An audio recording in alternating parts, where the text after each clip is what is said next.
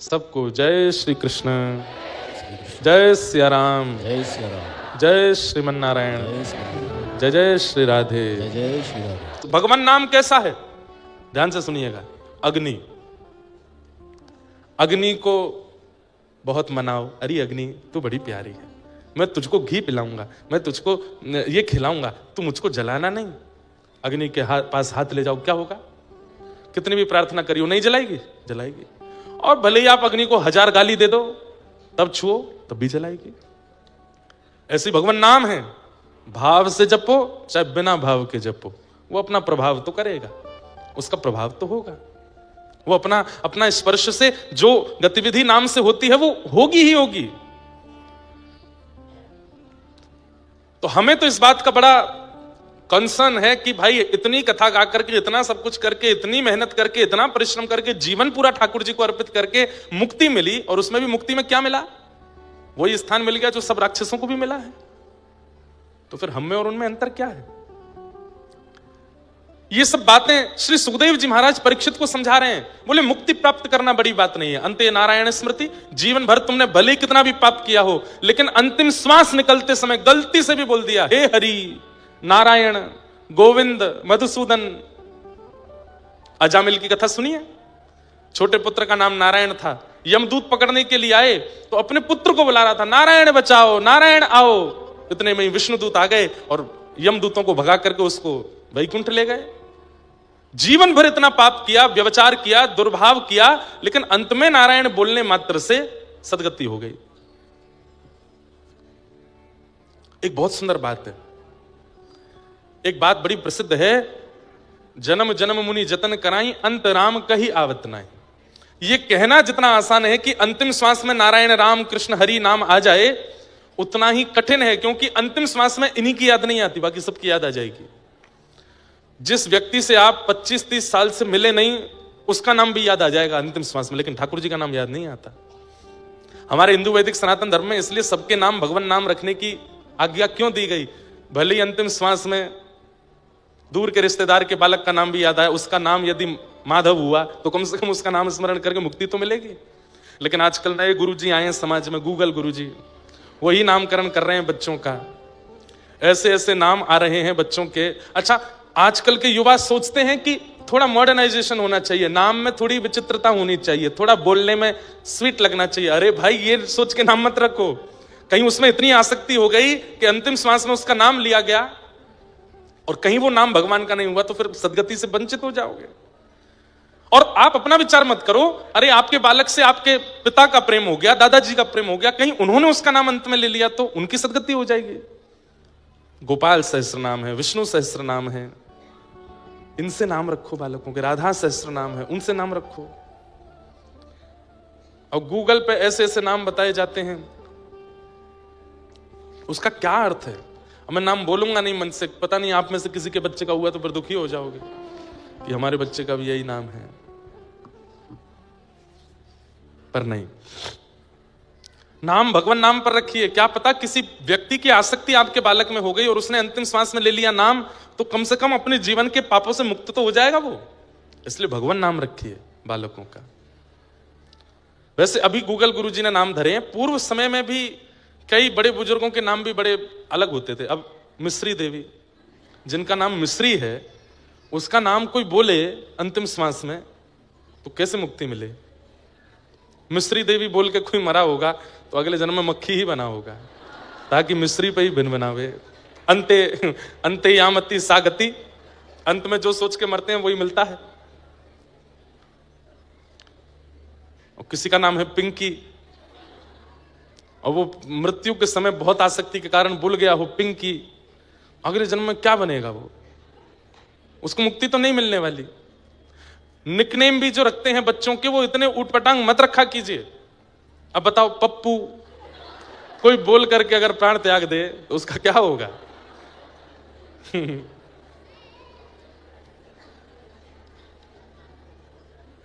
बहुत ऊंची बात है। इसलिए भैया नाम बहुत सोच समझ के रखो। बड्डन क्या नाम है? अब कोई प्राण त्याग दे इस बात को बोलते छुट्टन। नाम ऐसे रखिए जो भगवत संबंधी हो। निकनेम भी बच्चों के रखने हैं तो जैसे यशोदा मैया ने रखे हैं, कान्हा रखा, कनुआ रखा, गोविंद रखा, गोपाल रखा, ऐसे नाम रखो ताकि उस नाम का, अरे भाई जितनी बार आप उस व्यक्ति को बुलाते हैं उतनी बार भी आपका नाम गिनती होता है। भाव कुभाव अनकालसहु नाम जपत मंगल दिश दशहु, नाम जपने से मंगल होगा। अब आप किसी व्यक्ति को बार बार बुलाते हैं, उसका नाम बार बार बोलते हैं तो उतना नाम भी तो काउंट होता है, उस नाम का भी तो प्रभाव होगा आपके ऊपर। नाम बहुत सोच समझ के रखिए, नाम बहुत सोच समझ के रखिए। तो क्या बता रहा था मैं? हाँ, अंते नारायण स्मृति, उससे भी मुक्ति मिल जाती है। अंत में कोई भगवान नाम ले ले तो मुक्ति निश्चित है। परीक्षित, मुक्ति प्राप्त करने के लिए 7 दिन की आवश्यकता नहीं होती। तुम कभी यह विचार नहीं करोगे कि एक ब्राह्मण बालक ने तुमको 7 दिन में मरने का श्राप क्यों दिया। उसने ऐसा क्यों नहीं किया कि उसने तुरंत हाथ में जल लेकर के कह दिया हो अभी अगले 7 मिनट में तक्षक सर्प डस दे और मृत्यु हो जाए राजा परीक्षित की। उसने 7 दिन क्यों दिए तुमको? कभी विचार नहीं करोगे इस बात का? ये सारी कड़ियां जुड़ी हुई हैं राजा परीक्षित। भगवान किसी के प्राणों की रक्षा कर रहे हैं, इसका मतलब ठाकुर जी उससे उम्मीद रखते हैं। ऐसे ही किसी को जीवित नहीं रखा जाता पृथ्वी पर। हर दिन मृत्यु तांडव करती है, हर दिन हर क्षण 1 व्यक्ति 2 व्यक्ति मरते हैं, हर सेकंड में 2 लोगों की मृत्यु हो रही है। उस मृत्यु की गणना में हम इतने विलंब से क्यों आ रहे हैं? ताकि उतना समय ठाकुर जी हमको दे रहे हैं। भाई कोई एग्जाम दे रहा है बच्चा, टाइम ओवर हो गया, उसके बाद टीचर लेने के लिए आता है, बच्चा रिक्वेस्ट करता है 5 मिनट और दे दो। टीचर अगर दे देता है इसका मतलब वो टीचर चाहता है कि तुम पास हो जाओ, तुम अच्छा कर लो, तुम अपनी इस क्लास को निकाल के आगे पहुंच जाओ। हम सब वही बच्चे हैं जिनको ठाकुर जी ने समय दे दिया है। हम सब वही बालक हैं कि ठाकुर जी, हमने कह दिया ठाकुर जी बस 50 साल और ठाकुर जी कह रहे हैं दे रहा हूं, अब तू निकल के दिखा इससे। लेकिन उस 50 साल में भी वही विषय भोग विलास, उल्टे सीधे सारे छल कर्म। अरे हम पूर्व के किए हुए कर्मों का हिसाब बराबर करने आए हैं इस जन्म में। पूर्व का तो हिसाब बराबर किया नहीं, इस साल का नया हिसाब बना लेते हैं। तब क्रोध में भर करके ठाकुर जी फिर हमको 84 लाख में नचाते हैं। तो इन्हें मांगा था मुझसे, अब वही टीचर, उससे बच्चे ने कहा 15 मिनट और दे दीजिए मैम, मैं अभी सारे क्वेश्चन कर दूंगा, जल्दी जल्दी कर, जल्दी कर। और 15 मिनट में भी करने के बाद जब रिजल्ट आया तो फेल हो गया। तो वो टीचर कितनी नाराज होती है, तेरे को मैंने एक्स्ट्रा टाइम दिया था फिर भी फेल हो गया, क्या पढ़ा फिर तूने? ठीक वैसे ही बंधुओं, हम आप सब वही बालक हैं जिनको एक्स्ट्रा टाइम मिल गया है। इस जीवन का कोई भरोसा नहीं, कभी भी प्राण जा सकते हैं। लेकिन हर दिन सुबह उठ करके जगह आप देखते हो कि आप जीवित हो, तो यह विचार कीजिए कि आज मुझसे कुछ उम्मीद है ठाकुर जी को, मैं आज भजन करूं, नाम करूं, कथा सुनूं, अपने जीवन को सफल बनाऊं। तो मुक्ति प्राप्त करने के लिए बहुत समय की आवश्यकता होना आवश्यक नहीं है। राजा परीक्षित, अंतिम घड़ी में, अंतिम क्षण में भी यदि नाम सुना दिया जाए तो भी मुक्ति मिल जाती है। 7 दिन बचे, खाओ पियो करो आनंद। 7वां दिन जब आएगा तब मैं आ जाऊंगा और तुम्हारे प्राण निकल रहे होंगे, उस समय तुम्हारे कान में कह दूंगा श्री कृष्ण गोविंद हरे मुरारे हे नाथ नारायण वासुदेव, प्राण छोड़ देना, मुक्ति मिल जाएगी तुमको। तुम मुक्ति की कामना कर रहे हो और फिर ऊपर से 7 दिन बता रहे हो। इतनी योजनाएं करने की आवश्यकता नहीं है, मुक्ति के लिए 1 सेकंड काफी है। पर 7 दिन मिले हैं, इसका क्या करोगे? राजा परीक्षित बोले, मैं चरणों में प्रणाम करके कहता हूं मुझे बताइए मैं क्या करूं। बोले राजन, मुक्ति 1 क्षण में मिलती है, भक्ति प्राप्त करने में थोड़ा समय लगता है। तुम याचना करो कि 7 दिन में तुम भक्ति सुनो और भक्ति सुन के भक्त बन जाओ, भक्त बन जाओ। राजा परीक्षित बोले मैं भक्त बनूंगा 7वें दिन और फिर उसके बाद मेरी मृत्यु हो जानी है, मुक्ति मिल जाएगी, तो फिर इससे फायदा क्या होगा? बोले बहुत बड़ा फायदा है। बोले क्यों? मुक्ति का मतलब मृत्यु के बाद भगवान का दर्शन और भक्ति का मतलब जीते जी भगवान का दर्शन। तुम 7 दिन बाद वैकुंठ में ठाकुर जी को देखने की योजना बना रहे हो और मैं चाहता हूं कि तुम्हारी अंतिम श्वास निकले उससे पहले तुमको ठाकुर जी का दर्शन हो जाए। भक्ति में वो सामर्थ्य है कि वो जीवित अवस्था में भगवत दर्शन कराती है। हमारे ठाकुर जी की जहां ब्याहुला हुआ गिरधर लाल जी का, तो जो श्री जी के पक्ष के जो परिवार था वो सामान्य परिवार नहीं है। जयपुर के सरस कुंज के आचार्य चरण, उनकी श्री जी उनके भाव से ब्याह हुआ। श्री अलवेली माधुरी शरण जी महाराज, उनके परंपरा के कई पद मैं गाता हूं, सरस माधुरी जी के। कल मैंने एक गजल भी गाई थी, सदगुरु शरण में सभी फल मिलेंगे, गुरु मिल गए तो युगल भी। हर साल हमने एक भक्तमाल की कथा उनके यहां करने का नियम लिया है, भक्तमाल में वही करता हूं। उनकी ही परंपरा में एक याकूब हसन, मोहम्मद याकूब करके एक भक्त हुए, उन्हीं की परंपरा में पूर्व में। उनका नाम श्री सरस माधुरी जी ने रखा था सनम। क्या नाम रखा था? वैसे तो उनका नाम कुछ और, दीक्षा के बाद नाम बदल देते हैं ना, शिष्य का एक नाम भगवत संबंधी नाम रखते हैं। जैसे हमारी परंपरा में जब दीक्षा होती है तो गोवर्धन रामानुज दास या फिर यमुना रामानुज दासी, ये इन भावों से नामकरण होता है। तो मोहम्मद याकूब, राजस्थान में एक स्थान है अलवर, वहां के एक प्रोफेसर के बेटे थे मोहम्मद याकूब। और इनके जो पिताजी थे वो अजमेर में एक हॉस्पिटल में उनकी नौकरी लग गई थी। बहुत ध्यान से सुनिएगा, भक्ति की सामर्थ्य देखिए।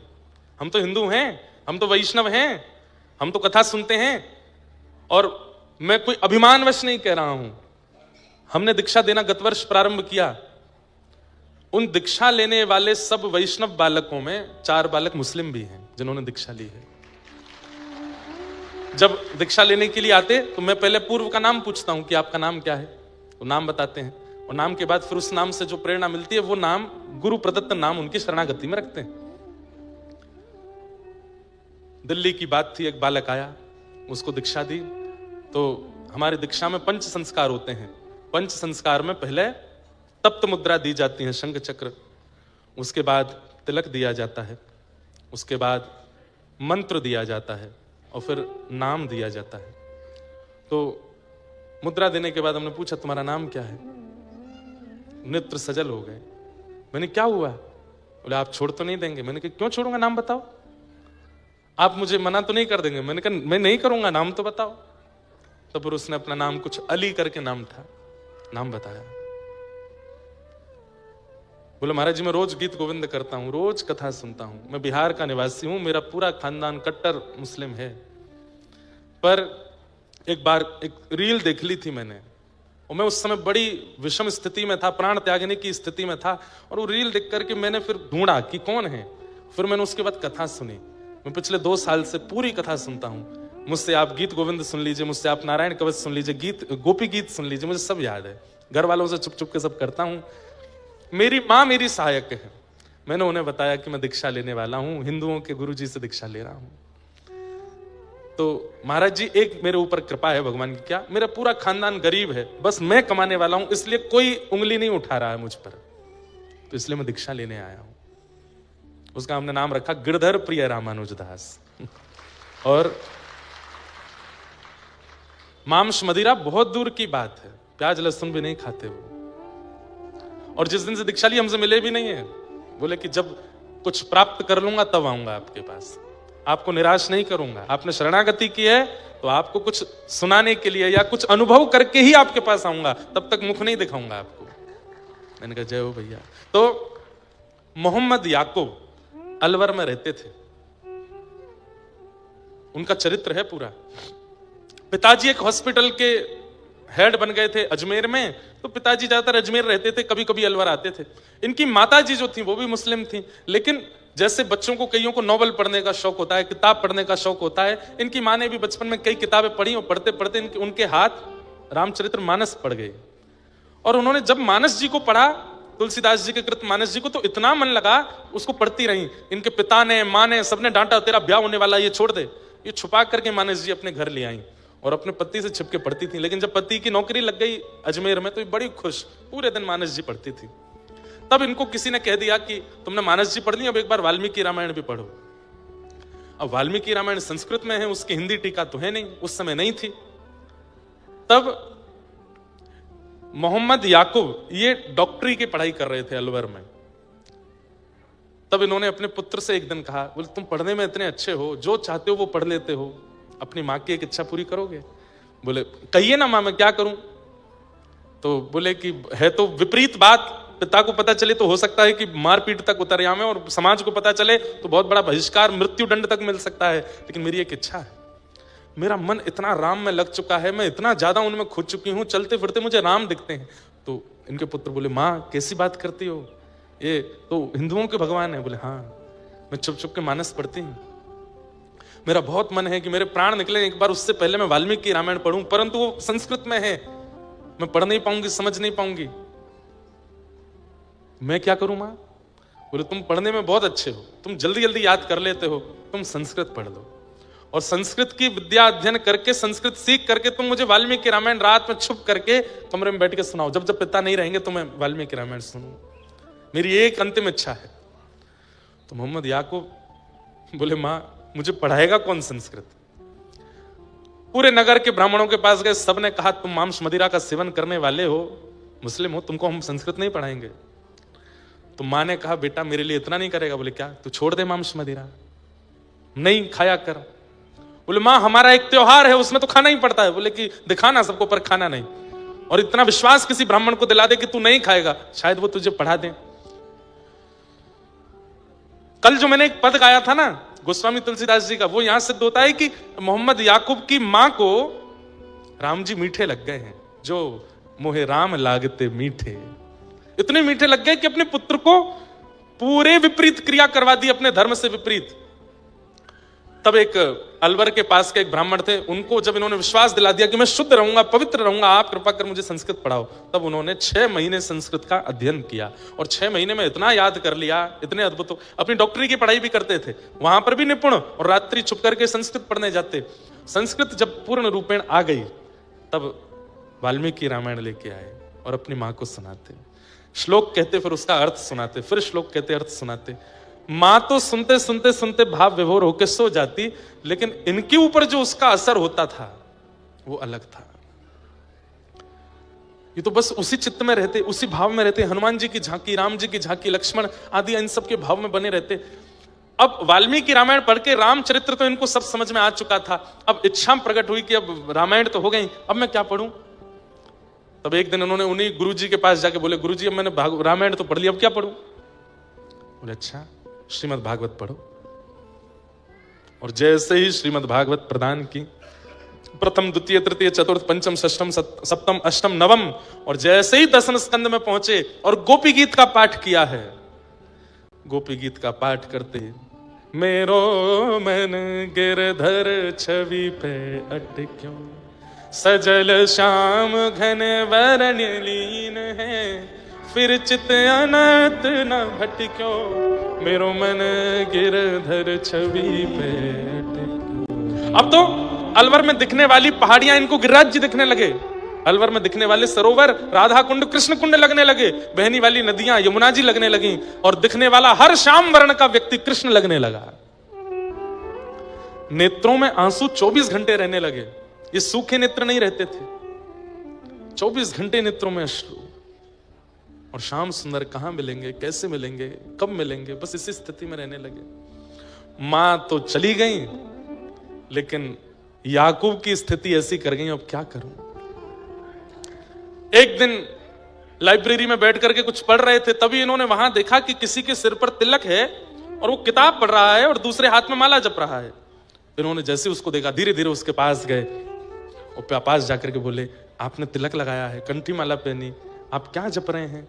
बोले मेरे गुरुदेव ने मंत्र दिया है, इस मंत्र से भगवत प्राप्ति होगी, प्रिया प्रियतम की प्राप्ति होगी। ये चरणों में गिर गए, मुझे ये मंत्र दे दीजिए, मुझे भी उनका दर्शन करना है। बोले तुम तो मुस्लिम हो?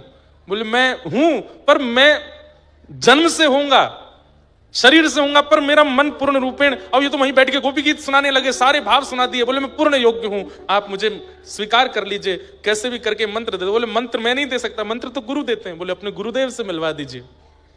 तब इन्होंने कहा परसों गुरुदेव घर आ रहे हैं, उनका सत्संग है, 600-700 वैष्णव आएंगे, तुम भी आना, चुपचाप आके बैठ के सुनना। श्री सरस माधुरी शरण जी महाराज घर आए और मोहम्मद याकूब बैठ करके सुन रहे थे। दीक्षा लेना तो दूर की बात, जैसे ही गुरुदेव आए हैं, उनकी रूप देखते ही, उनकी झांकी देखते ही, उनकी चाल, उनके नेत्र, उनका मुखमंडल देखते ही ये मूर्छित होकर गिर पड़े। इनको ऐसा लगा जैसे मानो प्रिया प्रियतम एक तनु होकर के मेरे सामने आ गए। होश में लाए, बोले तुम कुछ कहना चाहते हो, बात करो। बोले कुछ नहीं, मेरे सारे समाधान पूर्ण हो गए।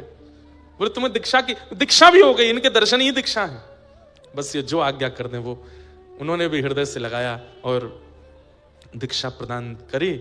और इनका नाम वैसे तो कुछ सरस करके कुछ नाम रखा, प्रिय सरस ऐसे करके कुछ नाम रखा, लेकिन फिर गुरुदेव को बहुत इनको देख करके बड़ा आनंद आता था, तो इनका नाम सनम साहब रख दिया। क्या नाम रखा? सनम साहब। और सनम साहब जी ने फिर ऐसे ऐसे पद गाए हैं, ऐसे ऐसे भाव गाए हैं श्री प्रिया प्रियतम के मिलन के। अनुपम माधुरी जोड़ी हमारे श्याम श्यामा की, ये सब भाव उसी परंपरा के। तो मुक्ति मतलब मृत्यु के बाद भगवत दर्शन, और भक्ति मतलब जीते जी ठाकुर जी का अनुभव।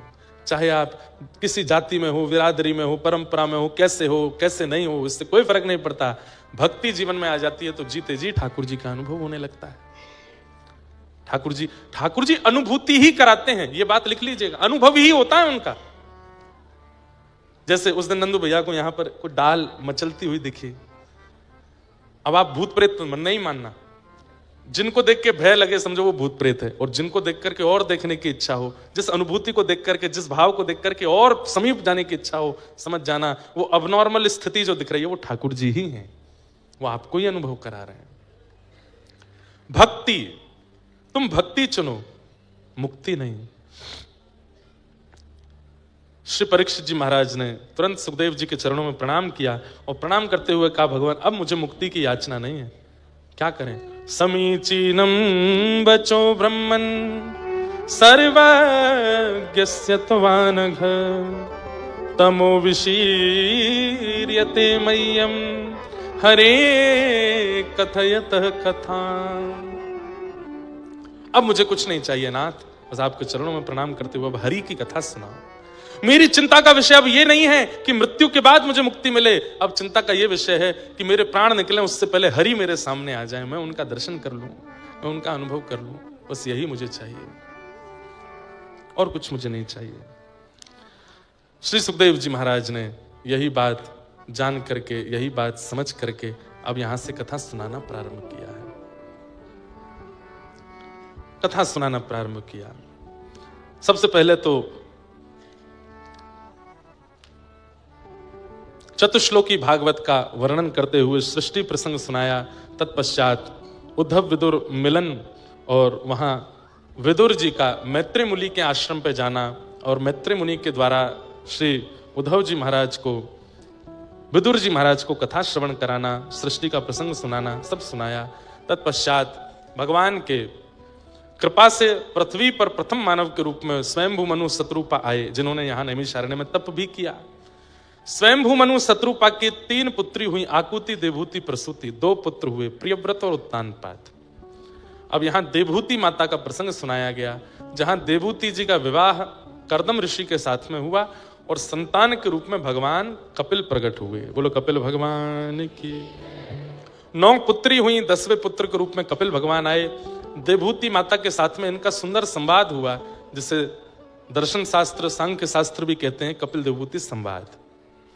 देवहूति माता ने कई प्रश्न किए और उन प्रश्नों का उत्तर यहां श्री कपिल भगवान दे रहे हैं। निर्वीणानितराम भूमल असद इंद्रिय तर्षणात् येन संभाव्यमानेन प्रपन्नांधम तम प्रभु। देवहूति माता ने प्रथम प्रश्न किया है, बहुत ध्यान से सुनिएगा। हमारे शरीर में 10 इंद्रियां हैं। कितनी इंद्रियां हैं? 5 ज्ञान इंद्रिय, 5 कर्म इंद्रिय। ज्ञान इंद्रियां उनको कहते हैं जिनसे आपको कुछ अनुभव होता है, कर्म इंद्रियां उनको कहते हैं जिनसे आप कुछ करते हो। सुंदरता का अनुभव आंखों से होता है, प्रथम ज्ञान इंद्रिय। स्वर का अनुभव कानों से होता है, द्वितीय ज्ञान इंद्रिय। स्वाद का अनुभव जीभ से होता है, तृतीय ज्ञान इंद्रिय। सुगंधी का अनुभव नासिका से होता है, चतुर्थ ज्ञान इंद्रिय। सर्दी और गर्मी का अनुभव त्वचा से होता है, 5वीं ज्ञान इंद्रिय। तो आंख, नाक, जीभ, कान और त्वचा, ये ज्ञान इंद्रिय हैं। हाथ, पैर, मुख और 2 उपस्थ गुप्त इंद्रिय, ये 5 कर्म इंद्रियां हैं। ये 10 इंद्रियां हैं। और देवहूति माता यहां क्या प्रश्न कर रही हैं कि हम समस्त इंद्रियों से भोग भोगते हैं, पर भोग भोगते भोगते जीवन निकल जाता है, इच्छाएं पूरी नहीं होती कभी भी। हे नाथ, मैं ऐसा क्या करूं कि मेरी इच्छाएं विश्राम ले लें, मेरी इच्छाएं विराम हो जाएं। इच्छाएं विश्राम होती है हमारी? कितनों खवाए लो, जीव कभी मानती नहीं। कितना भी दिखा लो, नेत्र कभी संतुष्ट होते नहीं। कितना भी सुना लो, कानों को शांति मिलती नहीं। कितना भी स्पर्श करा लो, त्वचाएं फिर भी स्पर्श के लिए ही भागती रहती हैं। तो यहां पर प्रश्न यही किया गया कि इन इंद्रियों की इच्छा पूरी करते करते हम नरकगामी होते जा रहे हैं। नाथ, ऐसा कोई उपाय बताओ कि हमारी इंद्रियों की इच्छाएं समाप्त हो जाएं। तब भगवान कपिल उत्तर देते हुए कहते हैं, आहा, चेतः खलवस्य बंधाय मुक्तये चात्मनो मतिं गुणेषु सक्तं बंधाय रतं वा पुंस मुक्तये। बहुत ध्यान से सुनिएगा, इस विषय पर पीएचडी करते हैं लोग। इतना अद्भुत और इतना ज्ञानवर्धक विषय है ये कपिल विभूति संवाद। कपिल भगवान क्या उत्तर दे रहे हैं? बोले, मैया, आंखों को दोष मत दो, कान को दोष मत दो, नाक को दोष मत दो, जीव को दोष मत दो, हाथ पैरों को दोष मत दीजिए। तो बोले, इन सबको कंट्रोल करने वाला चित्त है, मन है। जीव की इच्छा नहीं होती मुझे पिज्जा खिलाओ, मन की इच्छा होती है। आपकी जीव की इच्छा हो रही है गोलगप्पा खिलाओ, आपका मन हुआ गोलगप्पा खाना, गोलगप्पा खाना, तभी रसोई घर में जाकर के करेले की सब्जी से रोटी खा लो। तो जीव क्या छोड़ के चली जाएगी? आपको कुछ नहीं कहेगी, अपने आप इच्छा दब जाएगी, पेट भर जाएगा, जीव को एक कसेला स्वाद मिल जाएगा, फिर इच्छा खत्म हो जाएगी। इच्छाएं इंद्रियों की नहीं होती, इच्छा मन की होती है। वही बात यहां भगवान समझा रहे हैं। बोले, मां, इन इंद्रियों को दोष मत दीजिए, इंद्रियां बुरी नहीं है। इंद्रियों से इच्छा प्रकट कराने वाला, इनका स्वामी बनकर के अंदर बैठा है राक्षस, उसका नाम है चित्त। चेतः खलवस्य बंधाय, बंधन का कारण इंद्रियां नहीं है, बंधन का कारण मन है। इसका उदाहरण बताऊं? जब व्यक्ति 80 वर्ष का हो जाता है, आंखों पे पड़ेगा जाला, नाक से बहेगा नाला, लाठी से पड़ेगा पाला, जरा जिंदगानी का, उस समय पर भी इन इंद्रियों की इच्छाएं बहुत होती हैं। जब छोटे छोटे बच्चे गोलगप्पे खाते हैं अपनी अम्मा के सामने, बिना दांत वाली अम्मा का मन तो बहुत होता है, पर वो खा ही नहीं सकती हैं क्योंकि इंद्रियां बलवान नहीं है। इच्छाएं नहीं मरती हैं, हमारी इंद्रियां खत्म हो जाती हैं, पर इच्छाएं तब भी जीवित रहती हैं। अब बड़े बूढ़े लोगों से आप कहो, अब जो बड़े बूढ़े बैठे हैं बुरा नहीं मानना, हाँ, चलोगे मनाली घूमने? बहुत जाड़ा पड़ता है, कैसे जाएंगे? इसका मतलब ये नहीं है कि उनकी इच्छा नहीं, इच्छा तो है, पर शरीर साथ ही नहीं दे रहा है, अब कैसे जाएं? इच्छाएं तो, इच्छा नहीं मरती, इसलिए कहते हैं तृष्णा ना जीर्णा वयमेव जीर्णा। हमारी तृष्णा यानी कि इच्छा कभी नहीं मरती है, हम मर जाते हैं, हमारी इच्छाएं जीवित रहती हैं। मरते दम तक इच्छाएं खत्म नहीं होती। हमने कई बार सुना है, मरणासन स्थिति में पहुंच गया व्यक्ति, अंतिम श्वास ले रहा है, हाथ पैर चल नहीं रहे, लकवा मार गया, उससे पूछा गया कान पास रख के अंतिम इच्छा बता दो। तंबाकू खिला दो बीड़ी पिला दो। अरे भाई, मरने वाले हो तुम, तुम्हारा पूरा कुल खानदान रो रहा है, अब भी इच्छा नहीं मरी तुम्हारी। लखनऊ की जलेबी खिला दो, वहां का समोसा ले आओ, एक बार खा लूं फिर मर जाऊं। अरे नहीं। ब्याहुला में पहले दिन आप लोगों ने रात्रि के उत्सव में ढाणिन लीला देखी थी। वहां ढाणिन बन के जो आई थी, उनका नाम तो मुझे याद नहीं, पर उन्हीं का ये पद है, उन्होंने ही सारे पद लिखे हैं। रमन नाम है उनका, श्री रमन जी। सारे पद वही ढाणी बन के आए थे, और श्री किशोरी जी हमारे ठाकुर जी के सामने ढाणिन लीला उन्होंने की थी, लहंगा पहन करके। पर्याप्त इतने पद गाए हैं उन्होंने। चांद सा सलोना मुख लटे घूंघरारी हैं, भोए हैं कटीली आंखें तिरछी कटारे हैं, होया को चंदन सो महके बदन, हो या को नाम है राधा रमन। रमन जी वही ढाणिन बन के आए थे लाल जी की लीला में, और ढाणिन लीला की थी उन्होंने, हमारे संग नाचे भी थे। कैसे? उन्हीं का ये पद है। किशोरी संग रमण तुम्हारा, मुझको दिखा दो कभी ऐसा नजारा, फिर चाहे मैं मर जाऊं, फिर चाहे मैं मर जाऊं, बसा कर नैनन में, छिपा कर नैनन में, हो बसा कर छुपा कर चेतः खलवस्य बंधाय मुक्तये चात्मनो मतम गुणेषु सक्तम बंधाय रतम वा पुंस मुक्तये। भगवान कपिल कह रहे हैं मां, बंधन का कारण इंद्रियां नहीं, बंधन का कारण मन है। यदि इंद्रियां नहीं होती तो मेरा दर्शन कैसे करते? नेत्र नहीं होते मेरा दर्शन कैसे होता? कान नहीं होते मेरी कथा कैसे सुनते? जीव नहीं होती मेरा प्रसाद कैसे पाते?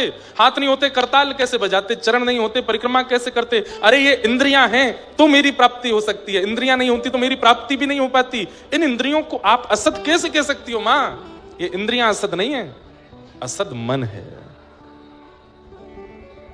और इस असद मन को सुधारने का एक ही तरीका है, क्या? प्रसंगम अजरम पाशम आत्मनः कवयो विदुः स एव साधु सुकृतो मोक्षद्वारमपाव्रतम। इस मन को संसार की जगह सत्संग में लगा दो। मैया, जितना संग संसारी लोगों का करोगे उतना मन आपकी इच्छाएं प्रकट करता जाएगा। जितना ये मन सत्संगियों के बीच में रहेगा उतने इस मन की इच्छाएं दबती चली जाएंगी। फिर ये मन मेरी कामना करेगा। समझ में आई बात? आ तो गई पर करोगा कोई नहीं। संग दोष, आप जैसों का संग करोगे मन वैसा होता चला जाएगा। छोटा बालक जितना शुद्ध होता है, छोटा बालक जितना करुण होता है, छोटा बालक जितना अद्भुत होता है, बड़े होते होते उसमें इतने दोष क्यों आते हैं? संग दोष के कारण।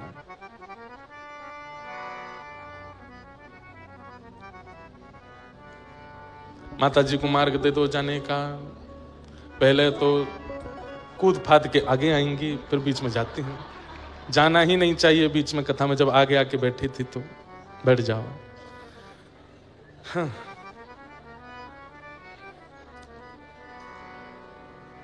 तितिक्षव कारुणिका सुहृद सर्वदेहिनां अजात शत्रवः शांता साधवः साधुभूषणा। ये पंच लक्षण बताए हैं। ये पंच लक्षण जिसमें हो उसका संग करना चाहिए। भगवान कह रहे हैं सबसे पहला सहनशीलता, पेशेंस, जो कि आज की तारीख में 99% लोगों में नहीं है। पेशेंस नहीं है। लोग बाग कहते हैं आजकल बच्चों को डिप्रेशन हो जाता है, आजकल बच्चे एंजाइटी के शिकार हो जाते हैं। डिप्रेशन एंजाइटी पहले भी थी, लेकिन पहले लोग इतने ज्यादा बलवान होते थे कि वो जीवन में आई परिस्थिति से लड़ना जानते थे। आजकल के बच्चे जानते ही नहीं है। जैसा चाहते हैं वैसा जब नहीं मिलता है तो परेशान हो जाते हैं। अरे इन बातों पे बच्चे परेशान हो जाते हैं कि ये पहनना चाहते थे और माता पिता ने नहीं दिलवाया, इसलिए डिप्रेशन में है। ये डिप्रेशन का कारण है। यहां जाना चाहते थे घूमने पर, माता पिता ने मना कर दिया। अब तो खैर माता पिता की आज्ञा वाला समय चला गया, अब तो अपनी इच्छा से कर लेते हैं। और वह भी नहीं कर पाए तो दुखी हो जाते हैं, परेशान हो जाते हैं, विचलित हो जाते हैं। पेशेंस का मतलब सहना ही नहीं होता। पेशेंस इन सब चीजों में लागू होता है। जो हमें चाहिए अगर सहजता से प्राप्त हो तो अच्छा, नहीं प्राप्त हो तो उसके लिए ज्यादा हाय तौबा नहीं मचाना, इसको भी पेशेंस कहते हैं। तितिक्षव पहला लक्षण। तितिक्षु बनिए, सहना सीखिए, थोड़ा सहा कीजिए। और भैया एक बात बोलूं, अगर सहना नहीं आता है तो अभी तो शुरुआत है। संसार में बहुत कुछ सहना पड़ेगा, बहुत कुछ ये संसार देता है। हम व्यासपीठ पे बैठे हैं, हमको केवल माला दक्षिणा मिलती है ना, खूब गालियां भी देते हैं लोग, उल्टी सीधी बातें भी बना देते हैं लोग, जो मन में आता है बोलते हैं, लेकिन सहना सिखा दिया व्यासपीठ ने। इसलिए हमको बहुत माला पहनाने वाले और फोटो खिंचाने वाले मिलते हैं तो अभिमान चित्त में नहीं आता। क्यों? क्योंकि गाली देने वाले लोग भी हैं, उल्टा सीधा बोलने वाले लोग भी हैं, और कई बार माला पहनाने वाले ही गालियां देते हैं। इसलिए ना काहू से दोस्ती, ना काहू से बैर, ना किसी को ज्यादा प्रेम दो, ना किसी से ज्यादा बैर करो। अपना जीवन है, कितना समय है कुछ पता नहीं है, भजन करके निपट लो यहां से। ये संसारवाद में पढ़ना ही नहीं है, निंदा स्तुतियों के बीच में जाना ही नहीं है। अपने ठाकुर जी की सेवा करो, कथा सुनाओ, सुनो, प्रेम से निकलो यहां से। ज्यादा यहां के चक्कर में पढ़ना नहीं है, बहुत खतरनाक है संसार। पेशेंस। और कथा सुनने वाला, कथा कहने वाला अगर व्यक्ति पेशेंस लेस है तो उसने कभी कथा नहीं सुनी, उसने केवल आडंबर और नाटक किया कथा में आकर के। उसने केवल कथा का आडंबर किया है। सहना सीख जाए, समझो कथा। तितिक्षव, कथा सत्संग करने वाले व्यक्ति का दूसरा लक्षण क्या है? कारुणिका, करुणा। बहुत जल्दी करुणा आ जाती है, बहुत जल्दी नेत्र सजल हो जाते हैं, बहुत जल्दी दया आ जाती है। करुणा, कारुणिका। श्रुहितः सर्वदेहिनाम, सभी देहधारियों के प्रति मंगल की भावना जिसके चित्त में रहती हो, सबका मंगल हो। ये तीसरी लक्षण है कथा सुनने वाले का। तितिक्षवः, कारुणिका, श्रुहितः सर्वदेहिनाम। और चौथा लक्षण अजात शत्रवः, किसी को अपना शत्रु नहीं मानता। और कथा सुनने वाले श्रोता का पांचवा और सबसे विशिष्ट लक्षण शांता, मौन रहता है, कम बोलता है, सधा हुआ बोलता है, जितना चाहिए उतना बोलता है, बस उससे ज्यादा नहीं। हम अपने मित्रों के साथ में रहते हैं, हम अपने परिकर के साथ में रहते हैं, खूब उधम मचाते हैं, पर जब हम बाहर रहते हैं हम बहुत कम बोलते हैं, सबसे ज्यादा बोलना नहीं। अपने आप को परसों एक मैं बता, जगन्नाथ मंदिर में कुछ संत जन, हमारे संप्रदाय के प्रमुख जन बैठ के आपस में खूब मधुर चर्चा कर रहे थे और शास्त्रार्थ जैसा चल रहा था। उस बीच में कई बातें थी जो मुझे भी आती थी, मैं चाहता तो बोल सकता था, पर नहीं, सुनने में सुख। मुझसे किसी ने कहा आपने क्यों नहीं बोला? मैंने कहा देखो, हम उतना ही बोलेंगे जितना हमको पता है, पर हम शांत रहेंगे तो वो भी मिलेगा जो हमको नहीं भी पता है, इसलिए शांत रहो, मौन रहो। पर लोग इसको नहीं समझ पाते, सब अपनी सुनाना चाहते हैं, सब अपनी बताना चाहते हैं, सब अपनी बोलना चाहते हैं। नहीं, थोड़ा मौन रहा कीजिए, थोड़ा सुनने का गुण लेकर के आइए। और जो व्यक्ति मौन नहीं रहता है, कहीं ना कहीं भगवत प्राप्ति से बहुत दूर है और वो अपना निर्माण भी अच्छा नहीं कर पाएगा। हमें एक संत की आज्ञा है, 2 आज्ञाएं थी उनकी, एक तो कथा से पूर्व और कथा के बाद 1 घंटा मौन रहना है, और दूसरी आज्ञा थी कि कथा से पहले कथा के बाद किसी को छूना नहीं है। तो एक आज्ञा तो हमारी बन नहीं पा रही है, स्पर्श हो ही जाता है। और नहीं, कितनी बार आपको हम अपने मन की बात बता रहे हैं, हम कथा करने आते हैं खूब उचित मन से, किसी व्यक्ति ने छू दिया, अब वो व्यक्ति कथा सुनने नहीं आया, वो केवल फोटो खिंचाने आया है। उसकी घरवाली ने कहा है फोटो खिंचा के लाओ महाराज जी के साथ। अब उसका स्पर्श होते ही अब उसके मन में क्या विचार थे, वो विचार हमारे चित्त में आ जाते हैं, और कथा में उस दिन मन ही नहीं लगता, ये लगता है बस अब जल्दी करें, पूरी चलें यहां से। इसलिए स्पर्श दोष से बहुत कुछ अनुभव किया, लेकिन वो बन नहीं पाता। खूब लोग स्पर्श करते हैं, ना करके मना करो, पांव नहीं छूना है, फिर भी छुएंगे, उससे उनको क्या मिलता है पता नहीं, पर हमारे तो कई भाव नष्ट हो जाते हैं। प्रणाम छू करके किया जाए ऐसा कहीं नहीं लिखा। प्रणाम कैसे किया जाता है? आचार्य दिखे जहां खड़े हैं वहीं दंडवत हो गए, उसे प्रणाम कहते हैं। उनके पास आने का भी इंतजार नहीं किया, वहीं से दंडवत किया। माताएं बहनें हैं तो षष्ठ अंग से प्रणाम किया, और भाई लोग हैं तो दंडवत प्रणाम किया, वहीं से प्रणाम करते हैं। पास जाना, छूना, छू करके प्रणाम करना इसका विधान नहीं है। अरे बिना आज्ञा के आप किसी को नहीं छू सकते। आचार्य की इच्छा नहीं है, फिर भी उसकी, अब हमारी तो कई जगह धोती खुलते खुलते बच्ची है, हमें तो बहुत संभल के चलना पड़ता है। खड़ा हूं वैसे ही पहनते मैं 2-4, मैं तो नीचे देख के चलता हूं कि मेरे पैर कहीं लड़खड़ा में नहीं गिर के। 3-4 बार मोच आ चुकी है पैर में, पैर छुपाने के चक्कर में, लेकिन क्या करें, नहीं मानते लोग। भाव भी चला जाता है और प्रणाम का कोई फल भी नहीं मिलता। दूर से कोई प्रणाम कर रहा है, वंदन कर रहा है, उसके प्रति दृष्टि पड़ जाती है ना आचार्य की, तो वहीं से आशीष निकलता है, जा भैया मंगल में हो तेरा। और मार्ग अवरुद्ध करके तो बिल्कुल प्रणाम नहीं करना चाहिए। मतलब कोई जा रहे हैं कहीं और आप सामने से प्रणाम, सामने से तो प्रणाम ही नहीं होता, सीधे प्रणाम नहीं करना चाहिए। देखो, प्रणाम करना सीखिए।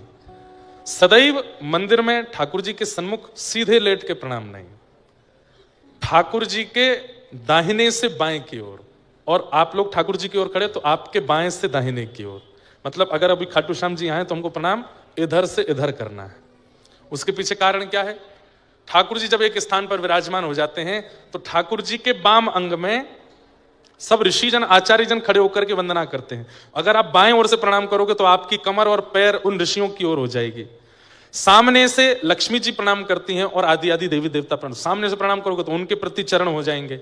और इधर हमारे पितृजन खड़े होते हैं तो उनकी ओर हम करके प्रणाम करते हैं, तो अपनी ओर से भी प्रणाम हो जाता है, अपनी परंपरा की ओर से भी प्रणाम हो जाता है। इसलिए सदा दाएं से बाएं लेट करके प्रणाम करना चाहिए, आचार्यों को या ठाकुर को, किसी को भी।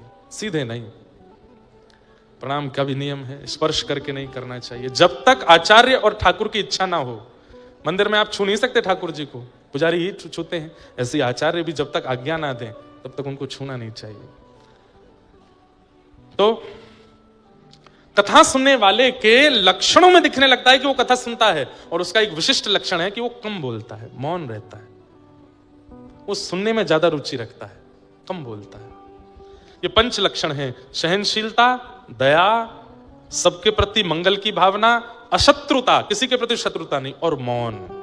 ये पंच लक्षण यदि किसी व्यक्ति के अंदर आ जाएं तो उसका मन एकाग्र होना शुरू हो जाएगा, उसकी इंद्रियां फिर विचलित नहीं रहेंगी। मां ये पंच लक्षण जीवन में लिया है। और यदि ये पंच लक्षण फिर भी ना आ रहे हों तो उसके लिए अष्टांग योग है। अष्टांग योग क्या है? यम, नियम, आसन, प्राणायाम, प्रत्याहार, ध्यान, धारणा और समाधि। जिस प्रकार शरीर के मोटे होने पर उसके योग होते हैं, ऐसे ही मन के विचलित होने पर उसके भी योग आसन है। सबसे पहला यम, इंद्रियों की इच्छाओं को पूरा ना करना। इंद्रिय करिए लखनऊ चलो, नहीं जाएंगे, यहीं रहो। क्यों जाना है? शॉपिंग करा लो, नहीं करनी, यहीं रहो। इंद्रियों की इच्छाओं को दबाना, मारना, ना पूरा करना, इसको यम कहते हैं। दूसरा, जीवन में कोई नियम होना। एक नियम निश्चित जीवन में होना चाहिए, सद नियम, यम, नियम।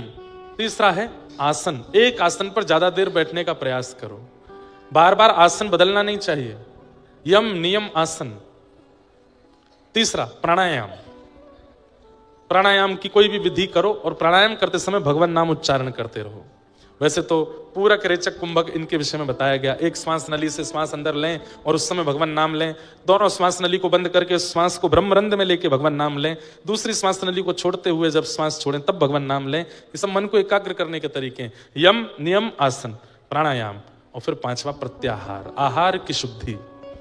कहीं भी नहीं खाना है, कुछ भी नहीं खाना है, व्यवस्थित खाना है। और ध्यान, धारणा, समाधि, ये तीन आपको करने नहीं पड़ेंगे। ये 5 हो गए तो ये 3 अपने आप हो जाएंगे। अष्टांग योग बताए, 25 तत्वों का वर्णन आदि आदि सब किया, बहुत सुंदर है, सबको वर्णन किया। सिद्धभूति माता सिद्धता नाम की नदी बन करके बहने लगी। कपिल भगवान गंगा सागर में जाके विराजमान हो गए। बोलो कपिल भगवान की। आगे प्रसंग अब हम जल्दी जल्दी पूर्ण करेंगे। श्री उत्तानपाद राजा के 2 ब्याह हुए। बड़ी पत्नी के पुत्र ध्रुव, छोटी पत्नी के पुत्र उत्तम। ध्रुव जी महाराज छोटी माँ की डांट के कारण वन में गए, वन में जाके भजन किया, भगवान प्रसन्न हुए, उनकी स्तुति गाई। 36,000 वर्ष तक ध्रुव जी ने राज्य किया। ध्रुव जी के वंश में पूरी वंशावली उनकी बताई गई। उन्हीं के वंश में बैन नाम के एक राजा हुए। उन्हीं के शरीर के घर्षण से पृथु महाराज प्रकट हुए, जिनकी कृपा से इस धरती को पृथ्वी कहा गया।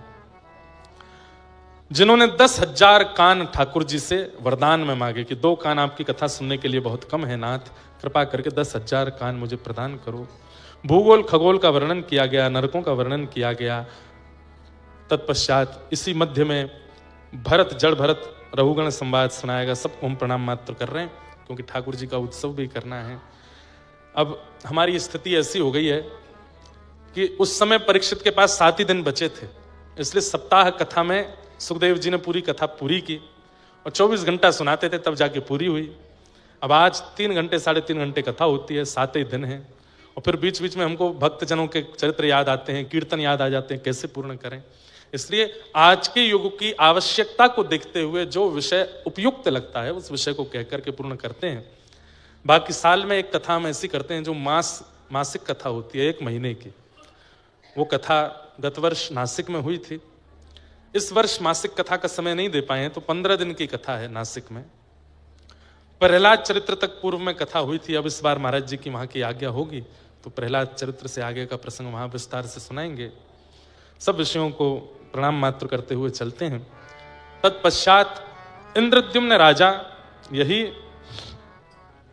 चित्रकेतु राजा, अपने किसी अपराध के कारण वृत्रासुर बनकर के आए और इन्होंने भगवान की परम सुंदर स्तुति गाई।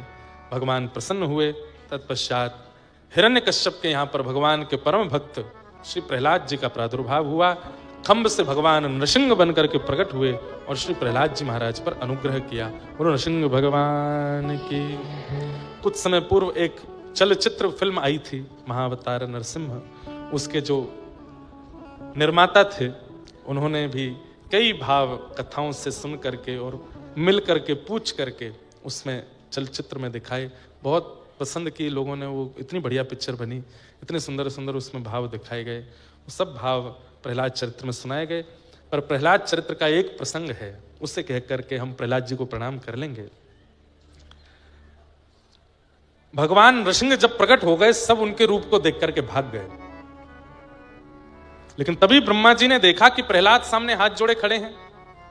तो ब्रह्मा जी ने जाके प्रहलाद जी से कहा, प्रहलाद, इनके रूप को देख करके सब डर रहे हैं और ये सब पर क्रोधित हो रहे हैं, लेकिन ये तुम्हारे लिए आए हैं, तुम पर क्रोध नहीं करेंगे, तुम पास जाओ। तब प्रहलाद जी महाराज, छोटे से प्रहलाद जी, विशाल विकराल नृसिंह भगवान का स्वरूप, क्रोध में बैठे हैं, हिरण्यकश्यप की अंतड़ियों को अपने गले में ले रखा है, जो हाथ में आता है उसी को मसल देते हैं। ऐसी स्थिति में और पृथ्वी डामाडोल सी हो रही है, ठाकुर जी को क्रोध आ जाए तो प्रलय आएगा। आकाश में काले काले बादल गर्जना कर रहे हैं, बिजली कड़क करके तीनों लोगों को हिला रही है। सब सोचने लगे कि अब तो प्रलय आएगा, क्योंकि भगवान का क्रोध शांत नहीं हो रहा है। तब प्रहलाद जी गए और छोटे से प्रहलाद जी ने जाकर के भगवान के सामने हाथ जोड़ के कहा, ब्रह्मा दय सुर गुणा मुनयोथ सिद्धान सत्वैकतान मतयो वचसाम प्रवाहे नाराधितुम पुरगुणैरधुना पिपीप्रो किम तोष्टुमर्हसि समे हरिरोग्रजाते। हे नाथ, इंद्रादि देवताओं जैसी वाणी नहीं है मेरी, वो तो लच्छेदार धारा प्रवाह संस्कृत बोलते हैं। उनकी वाणी में इतने लटके झटके होते हैं कि उनकी वाणी सुनकर के आप आनंदित हो जाते हो, पर मैं तो एक छोटा बालक हूं, तोतली वाणी है, मुझे तो इतने सुंदर शब्दों का चयन भी नहीं आता नाथ। पर फिर भी मैं आपकी स्तुति गा रहा हूं, क्योंकि मैं जानता हूं आप ये नहीं देखते कि देव स्तुति कर रहे हैं कि मानव स्तुति कर रहे हैं। अरे नारायण खिल गुरु भगवान नमस्ते। एक नदी में फंसा हुआ गजेंद्र जो जानवर है, वह भी जब आपकी कमल दिखा करके स्तुति गाता है तो आप उसकी रक्षा करने भी जाते हो।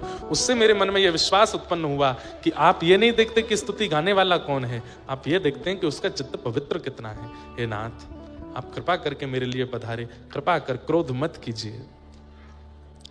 भगवान तुरंत क्रोध भूल गए, प्रहलाद जी को उठा करके गोद में बिठा लिया, अपनी जीभ से चाटने लगे, अपना हाथ सिर पर फेरने लगे, अपने हृदय पर बार बार लगाने लगे। कुछ मांगो प्रहलाद, मैं तुम्हें कुछ देना चाहता हूं। तब प्रहलाद जी कहते हैं, काहम रजः प्रभव ईश तमोधिकेस्मिन् जातः सुरेतर कुले त्वनबान कंपा न ब्रह्मणो न भवस्य न वै न माया यन्मेर्पितः शिरसि पद्म कर प्रसाद। हे नाथ, आपने कभी ब्रह्मा जी को गोद में बिठाया? नृसिंह भगवान बोले, कभी नहीं। आपने कभी महादेव के गाल को चाटा? बोले, कभी नहीं। आपने कभी लक्ष्मी के सिर पर हाथ फेरा? बोले, कभी नहीं। बोले, जो ब्रह्मा को नहीं मिला, महादेव को नहीं मिला, पराम्बा जगदम्बा लक्ष्मी को नहीं मिला, वो एक दैत्य बालक प्रहलाद को मिल गया। अब इसके बाद मैं क्या मांगू? कुछ भी तो नहीं चाहिए नाथ, आपने सब तो दे दिया मुझको। मैं ब्रह्मा से भी ज्यादा योग्य हूं, मैं महादेव से भी ज्यादा योग्य श्रेष्ठ हूं, मैं लक्ष्मी से भी ज्यादा श्रेष्ठ आपकी नजरों में हूं, इसलिए आप ये मुझे दे रहे हैं। अब मैं इसके बाद क्या मांगू नाथ? आहा, ठाकुर जी बिकते जा रहे हैं बार बार प्रहलाद की बातें सुन के। तब ये प्रसंग इतना अद्भुत, हमने वो फिल्म जिन्होंने बनाई उनसे भी कहा ये वाला प्रसंग दिखाना था। बोले, महाराज जी अब कभी दोबारा बनाएंगे तो दिखाएंगे। ये एक प्रसंग है। कौन सा? अब जो मैं सुनाऊंगा। श्री नृसिंह भगवान कहते हैं प्रहलाद जी से, प्रहलाद, मैं इतना भयावह रूप धारण करके आया हूं कि मेरे साथ निरंतर रहने वाली पराम्बा जगदम्बा लक्ष्मी भी मुझे देख करके भाग गई यहां से। मेरे इस रूप के तेज को, मेरे इस क्रूर रूप को, मेरे इस भयावह रूप को कोई सहन नहीं कर पा रहा है। अरे मारना तो बहुत दूर की बात, 10 अरब सैनिकों को मारा, 10 करोड़ जाने 10 अरब सैनिकों को मारा था नरसिंह भगवान ने हिरण्यकश्यप के। कहते हैं उनमें सबको कैसे मार दिया? ठाकुर जी ने तो 10-15 हजार ही मारे थे, बाकी तो देख के ही मर गए। इतने भयावह थे ठाकुर जी, बाकियों के प्राण तो देख के निकल गए। इतनी खतरनाक रूप में ठाकुर जी आए हैं। श्रीमद् भागवत में वर्णन आता है, यक्षों ने स्तुति गाई, किम पुरुषों ने स्तुति गाई, सब ने आकर के स्तुति गाई, पर स्तुति गा के जैसे नेत्र खोल के ठाकुर जी को देखते सब भाग जाते वहां से, कोई देख नहीं पा रहा है। वे सब लोग तो समय समय पे मेरा दर्शन करते हैं प्रहलाद, पर तू तो एक छोटा सा बालक है, मुझे ये तो पता है तूने ऐसा कभी नहीं सोचा था कि मैं ऐसा आऊंगा बन करके। सब इतने भयभीत हो गए, तुझे मेरे रूप को देख के डर नहीं लगा? तो प्रहलाद जी कहते हैं, बोले नाथ, मैं एक वो प्रेमी हूं जिसने अपने प्रियतम से मिले बिना ही बहुत कुछ विचार कर लिया था। जब मिलेंगे तो ये करेंगे, जब मिलेंगे तो वहां बैठेंगे, जब मिलेंगे तो ये खाएंगे, ये सब मैंने चिंतन किया था। तो मैं ये चिंतन करता रहता था कि मेरे प्रभु जब आएंगे तो मैं क्या करूंगा। मैं उनके एक एक रों को घंटों घंटों तक देखूंगा ताकि वो मेरे नेत्रों में बस जाए, ताकि उनकी छवि मेरे चित्त में ऐसी बैठ जाए कि वो कभी निकले ना। नाथ, आप जब से आए हो ना, तब से मैं आपके रों देख रहा हूं और अभी तक मैं चरणों के ही रों देख पाया हूं, मैंने आपका मुख देखा ही नहीं है। मेरी दृष्टि चरणों में ही अटकी पड़ी है। जिनके चरण इतने सुंदर हैं, जिनके चरण इतने इतने आकर्षक हैं, उनका मुख कितना सुंदर होगा। मैं तो ये सोच सोच करके ही बावला हो रहा हूं। नाथ, आपको आए हुए कितने घंटे हो गए, तब से मैं चरण ही देख रहा हूं। नाथ, मैंने आपका मुख नहीं देखा, मैं आपके चरणों को ही देख रहा हूं। हृदय से लगा लिया प्रहलाद। अब यहां पर एक मैं अपनी मन की कथा सुनाऊं जो मेरे मन में चिंतन में आई। ठाकुर जी तो चले गए, उसके बाद प्रहलाद जी ने देखा, तो देख करके प्रहलाद जी थोड़े तो घबरा गए, इतने भयावह रूप में आए हैं ठाकुर जी। लेकिन जब भगवान चले गए तो प्रहलाद जी ने मन में सोचा, ध्रुव के लिए आप हरि बन करके आ गए, गजेंद्र के लिए आप गरुण पर बैठ करके आ गए। शायद मेरी आराधना में ही उग्रता रही होगी, या मेरी आराधना में ही ऐसा कुछ रहा होगा जिसके लिए आपको नृसिंह बन के आना पड़ा। नाथ, आप इतने क्रूर बन करके, इतने विशाल विकराल बन करके आए, शायद मैंने आराधना में कोई कमी छोड़ी होगी। तो ये बात ठाकुर जी को पता चल गई कि प्रहलाद ऐसा सोच रहा है। तब ठाकुर जी ने कहा, चिंता नहीं करो, आज मैं खंभ से नृसिंह बन करके आया हूं। कलिकाल में इसी नृसिंह चतुर्दशी पर किसी को वेदना होगी, तब मैं अति सुंदर बन के आऊंगा। और नृसिंह चतुर्दशी का दिन था, श्री वृंदावन में कथा चल रही थी और वहीं बैठ करके सुन रहे थे श्री गोपाल भट्ट गोस्वामी। और उन्होंने जब सुना कि खंभ भेदन करके भगवान नृसिंह प्रकट हो गए, दौड़ करके गए और अपने शालिग्राम भगवान के सामने रोने लगे कि आप खंभ भेदन करके जब नृसिंह बन सकते हो, तो इस शालिग्राम से आप ठाकुर बन के क्यों नहीं प्रकट हो सकते। उन्हीं की विरह वेदना पर शालिग्राम से अति अति विकराल रूप में जो नृसिंह बन करके प्रकट हुए थे सतयुग में, इसी कलिकाल में ठीक नृसिंह चतुर्दशी की रात्रि को, यानी कि अगले दिन बुद्ध पूर्णिमा के दिन, शालिग्राम से श्री राधा रमण लाल के रूप में प्रकट हो गए। बोल राधा रमण लाल की। मुझे ऐसा लगता है जैसे मुखौटा पहन के लोग घूमते हैं ना, जिन लोगों को ऐसे शेर का रूप बनाना हो, भालू का रूप बना, तो ऊपर से पहनते हैं, स्पाइडरमैन बनते हैं आजकल के बच्चे, सुपरमैन बनते हैं। ऐसे ही ठाकुर जी हिरण्यकश्यप को मारने के लिए मुखौटा पहन के आए थे शेर का, पर भीतर जो बैठे थे वो वही हैं जो वृंदावन में राधा रमण लाल के रूप में विराजमान है। भीतर तो यही श्री गोपाल भट्ट जो की हृदय वेदना प्रगट्यो शालिग्राम, रूप सुधा को खान हमारो, रूप सुधा को खान हमारो, श्री राधा रमण जुलाल, वृंदावन प्यारो वृंदावन, श्री वृंदावन प्यारो वृंदावन, श्री वृंदावन प्यारो वृंदावन, वृंदावन मेरो। नृसिंह भगवान की बाल एक लाली ऐसी गोपी बना लाई है मोह है, बिंडला सखी नहीं, अब हम बदल गए हैं, अब हम लड्डू सखी हो गए हैं। जय हो, विराज जाओ लाली। तो इस प्रकार नृसिंह भगवान ने श्री प्रहलाद जी पर अनुग्रह किया। तत्पश्चात बैठ जाओ भैया, बीच में जितने लोग खड़े बैठ जाओ, सब लोग बैठ जाओ, जहां जगह मिले बैठ जाओ। थोड़ी देर बाद एक दूसरे के कंधान पर बैठना शुरू कर दियो, गोदीन में बैठ जाइयो, मूड पर चढ़ जाइयो सबन के। बैठ जाओ, जहां जगह मिले बैठ जाओ। तो तत्पश्चात बलि वामन अवतार की कथा सुनाई गई, गजेंद्र मोक्ष का विषय सुनाया गया और सूर्य वंश के राजाओं की कथा, उसी वंश में भगवान श्री राम प्रकट हुए। तत्पश्चात चंद्र वंश में प्रवेश किया। हम प्रभु श्री राम को एक श्लोक में प्रणाम कर लें। गुरुवर थे त्यक्त राज्यो व्यचर धनुवनम पद्म पद्भ्याम प्रियायाः, पाणिस्पर्शा क्षमाभ्याम ब्रजत पथरुजो यो हरिंद्रानुजाभ्याम, वैरूप्या शूर्पणख्या प्रिय विरह रुष रोपित भ्रूभिजम्भ तस्ताब्धिर्वद्ध सेतु खलदवदहन कौशलेन्द्रोवतान्न। राजा रामचंद्र भगवान की। प्रभु श्री राम को वंदन करते हुए चंद्रवंश के राजाओं की कथा सुनाई। इसी चंद्रवंश में प्रभु श्री कृष्ण का प्रादुर्भाव हुआ। 2 श्लोकों में संपूर्ण कृष्ण कथा सुना करके परीक्षित जी महाराज को श्री सुखदेव जी महाराज शांत हो गए। परीक्षित जी ने चरणों में वंदन करते हुए कहा, प्रभु आप कृपा कर विस्तार से हमें कृष्ण लीला सुनाओ। कथितो वंश विस्तारो भविता सोम सूर्ययो राज्ञां चो भयवंशानां चरितम परमाद्भुतम। कृष्ण लीला विस्तार से सुनाने की जब याचना की तो श्री सुखदेव जी महाराज बड़े प्रसन्न हो गए। राजन, सम्यक व्यवस्थिता बुद्धि तब राजर्षि सत्तम। अब तुम्हारी बुद्धि व्यवस्थित हो गई। क्यों? प्रलोभन दिया गया था कि थोड़ी देर के लिए कथा विश्राम कर देते हैं, आराम कर लो, भोजन पानी कर लो, थोड़ा सो लो, फिर कथा सुना देंगे। तो राजा परीक्षित ने स्पष्ट कह दिया, मुझे भूख नहीं है, प्यास नहीं है, निद्रा नहीं है, आपके मुख से मधुर कथा सुन रहा हूं, इसी से मेरा कल्याण हो रहा है, मुझे तो कथा सुनने की ही इच्छा तीव्र हो रही है। आप कृपा करके, जय हो। हमारे श्री वृंदावन से व्यास जी पधारे हैं, श्री शिवम साधक जी आए हैं, खूब खूब आपका वंदन अभिनंदन। विराज आ जाओ महाराज जी।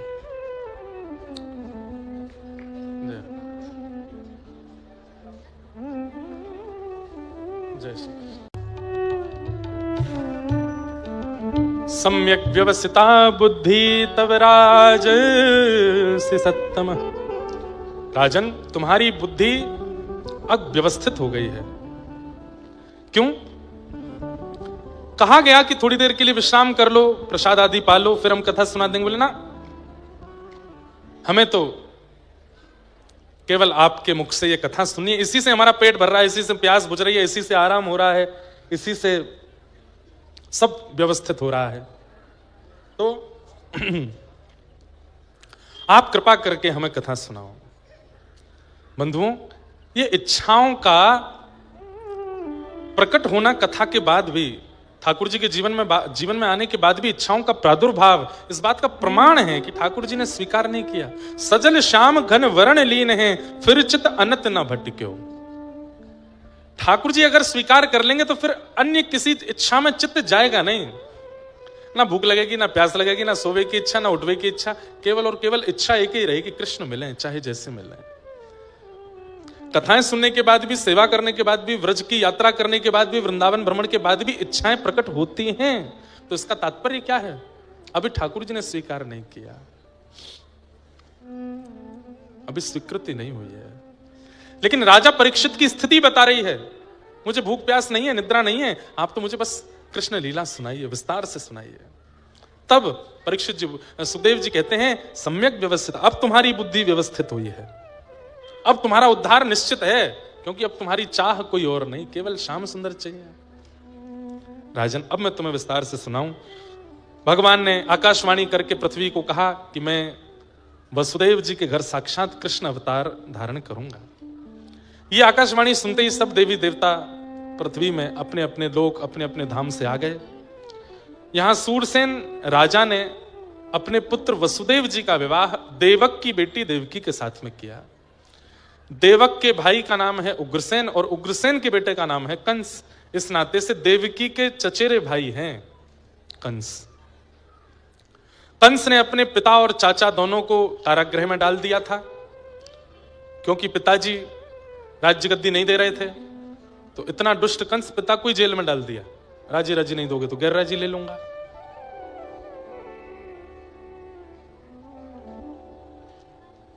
एक बार एक व्यास जी कथा कहने के लिए गए। कथा कहकर के जब लौट करके आए तो पत्नी ने पूछा, हो गई कथा? बोले हाँ। बोले आपकी पोथी कहाँ है? बोले पोथी तो वहीं रहेगी राजा के यहाँ। बोले जाओ ले आओ। व्यास जी वापस लौट करके गए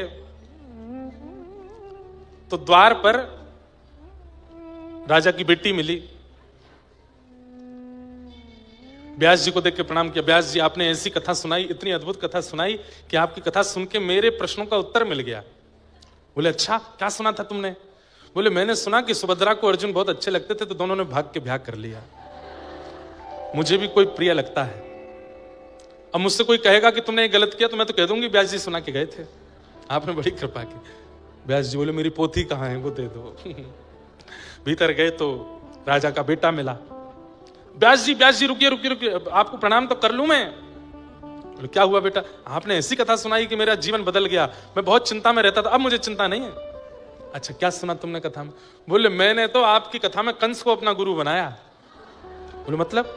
योग्य हो गया था राज्य गद्दी पर बैठने के, लेकिन पिता उसको राज्य गद्दी नहीं बैठा रहा था तो पकड़ के पिता को जेल में डाल दिया, खुद बैठ गया। मैं भी यही करूंगा। पिताजी बहुत दिन हो गए, मान ही नहीं रहे, मुझे बैठा ही नहीं रहे, मेरा राज तिलक कर ही नहीं रहे। पकड़ के एक दिन योजना बना ली मैंने, इनको जेल में डालूंगा और पूरी सत्ता अपने अधिकार में ले लूंगा। कोई कहेगा गलत है तो बोल दूंगा कथा में सुना था। कथा में तो सब बातें अनुकरणीय होती हैं, कथा में जो सुना दें व्यास जी सब फॉलो करने वाली होती है। व्यास जी बोले मेरी पोथी कहाँ है, मुझे बस वो दे दो, मैं चला जाऊंगा यहां से। थोड़े और भीतर गए तो रानी मिली। अरे व्यास जी आइए, प्रणाम आपको। आप लोग ताली बजाते हैं, ठाकुर जी बोले मैं कैसे बजाऊं, तो गुब्बारों फोड़ के बजा रहे हैं। तो रानी से मिले, हमारी पोथी कहां है? बोले पोथी बाद में लेना, आपने इतनी सुंदर कथा सुनाई। व्यास जी के भी मन में लोभ आता था, दोनों ने तो क्या सुनाई है मैंने समझ लिया, किसी ने तो अच्छा कुछ सुना होगा। देवी तुमने क्या सुना कथा में? बोले मैंने आपसे सुना था कि द्रौपदी जो है ना वो प्रातस्मरणीय है, सुबह सुबह उठ करके द्रौपदी का नाम लेना चाहिए, शास्त्र आज्ञा है। द्रौपदी प्रातस्मरणीय है। अरे जब द्रौपदी प्रातस्मरणीय हो सकती है 5 ब्याह करके, तो मैं क्यों नहीं हो सकती? राजा से मेरा मन भर गया है। हमारा जो द्वारपाल है ना वो हमको बहुत बढ़िया लगता है, सेनापति भी बढ़िया लगता है। व्यास जी बोले मैं भाग जाऊंगा यहां से, मेरी पोथी दे दो। अंत में राजा मिला। बोले पूरे नगर ने क्या सुना ये तो मैंने समझ लिया, कम से कम राजा ने तो कुछ बढ़िया सुना होगा। राजा को दंड नीचे से ही हाथ जोड़ करके व्यास जी ने कहा, राजा ने कहा प्रणाम व्यास जी। बोले क्यों आए हैं? बोले मेरी पोथी रह गई थी, पोथी लेने आया हूं। मंत्री जी ने जाकर के कान में कह दिया, बोले पोथी वोथी नहीं, इनको दक्षिणा नहीं दी थी आपने, दक्षिणा लेने आए हैं। राजा ने कहा सुनिए व्यास जी, आपकी कथा सुनकर के मैंने एक बहुत सुंदर उसमें से कथा सुनकर के मैंने जीवन में उतारा। बोले क्या? आपने कुछ अच्छा सुना होगा, आप बता दो। बोले मैंने सुना कि शांति दूत बनकर के भगवान कृष्ण गए कौरवों से कहने की पांडवों को 5 गांव दे दो, पर मैंने गुरु बनाया दुर्योधन को, उसने कह दिया सुच्चग्रही वन दास्यामी बिना युद्धेन केशव, सुई के नोक के बराबर जमीन भी बिना युद्ध के नहीं दूंगा। मुझे पता है आप दक्षिणा मांगने आए हो, पहले 2-2 हाथ लड़ो तब दक्षिणा दूंगा। व्यास जी बोले पोथी धरे रहो, क्योंकि तुम्हारा कल्याण तब भी नहीं होगा। कथा में ये सुना तुम लोगों ने? तो कई लोग कथा में अपने मतलब की बात सुनते हैं। कथा में करणीय, अनुकरणीय और श्रवणीय सब बातें कही जाती हैं। कई कथाएं केवल सुनी जाती हैं, वो पालन नहीं करनी है, और कई कथाएं अनुकरणीय होती हैं। अब यह विवेक उत्पन्न सबके चित्त में नहीं हो पाता कि क्या करना चाहिए क्या नहीं। अब यहां तो कथा पूतना की भी सुनाई जाएगी, शूर्पणखा की भी सुनाई जाएगी। शूर्पणखा की तरह आप भी थोड़ी मनचली बन करके चली जाओ किसी से, चलो मुझसे ब्याह करो, मैंने कथा में सुना था। कथा में तो सब कहा जाएगा, पर अनुकरणीय विषय और श्रवणीय विषय दोनों होते हैं। तो कंस ने अपने पिता और चाचा दोनों को पकड़ के बंदी बना के जेल में डाल दिया और स्वयं राज्य गद्दी पर बैठकर पालन करने लगा। किसी ने आकर के कहा कि मथुरा के लोग आपसे बहुत डरते हैं, कुछ ऐसा करो कि सबको आपसे प्रेम हो जाए। तभी दिखी चाचा की बेटी देवकी जा रही है। कंस ने सोच लिया अपनी बहन का ब्याह करूंगा, उसमें खूब आंसू बहाऊंगा, पूरे नगर को दिखाऊंगा देखो मैं कितना भावुक हूं। तो मेरे प्रति जो क्रूरता की भावना रखते हैं ये सब प्रेम की भावना रखेंगे।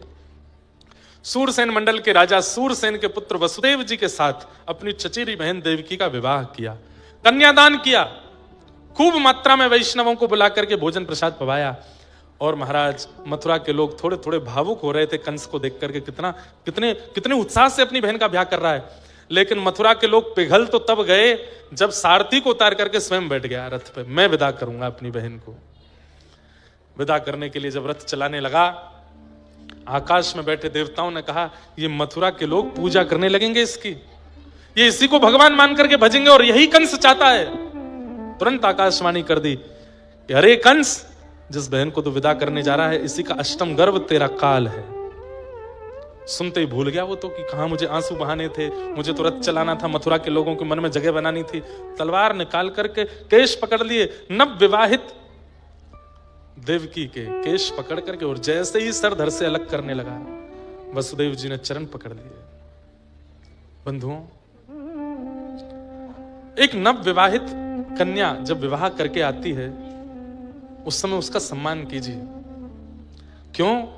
उस समय उसके चित्त में, बुद्धि में, व्यवहार में, सब में ऐसा परिवर्तन आ रहा होता है। वो सब कुछ छोड़ छाड़ करके आई है, एक नए घर में आई है, बहुत कुछ उसके जीवन में हो रहा है। उस समय पर जब उसका अपमान होता है ना, वो ब्रह्म हत्या के समान लगता है। कई घरों में देखा जाता है, नव विवाहितों के साथ आते ही सास ससुर उसके ऊपर उल्टा सीधा बोलने लगते हैं, क्या क्या कहने लगते हैं, और सब चीज होती है। और विवाह के 2, 4, 10 दिन बाद ही वो आत्महत्या कर लेती है, आदि आदि ऐसे कुछ कई केस आते हैं। नहीं, कम से कम विवाह के उपरांत 1 वर्ष तो उसको देना चाहिए समझने के लिए। उसकी कई छोटी मोटी गलतियों को भी क्षमा करना चाहिए। उसके साथ व्यवहार में बहुत सूक्ष्मता का ध्यान रखना चाहिए। एक नव बालक जैसे जन्म लेकर के घर आवे तो 2-3 साल उसको गोद में ही रखते हैं ना, ऐसे नव विवाहित उस स्त्री को भी वैसे ही रखना चाहिए।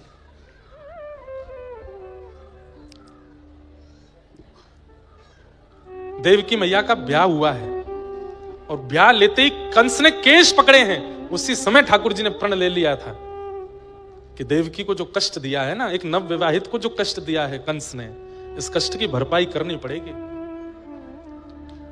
तलवार निकाल करके जैसे वध करने लगा, चरणों में वसुदेव जी ने प्रणाम करके कहा, जितने बालक जन्म लेंगे हम सब तुमको दे देंगे, कृपा करके इनसे कुछ मत कहो। 6 बालकों को कंस ने मार दिया। 7वें बालक के रूप में श्री बलराम जी आए। भगवान ने जन्म लेने से पहले योग माया को आज्ञा करके कह दिया कि स्थानांतरित कर दो, और स्थान परिवर्तित कर दिया। 6वें बालक ने गर्भ में ही प्राण त्याग दिए। 7वें बालक ने, ऐसा खबर कंस को लगी, लेकिन वो प्राण नहीं निकले हैं। कुछ महीने देवकी के गर्भ में रहने के बाद बलराम जी रोहिणी के गर्भ में चले गए, और अब 8वां बालक होने वाला है। भादों का महीना आया, मंदम मंदम आकाश में जलधारा गिर रही थी। सब सैनिक सोए थे, दरबान सोए थे, मथुरावासी सोए थे, नगरवासी सोए थे। मंदिराचल पर्वत पर पवन देव पहुंचे और चंदन के वृक्षों से कृपा पूर्ण उनकी सुगंधी मांगने लगे। चंदनों ने अपनी सुगंधी दी, पवन देव उन चंदन की सुगंधी को लेकर के पूरे ब्रह्मांड को चंदन से आच्छादित कर रहे हैं। आकाश से इंद्रदेव प्रोक्षण करके पृथ्वी को पवित्र कर रहे हैं।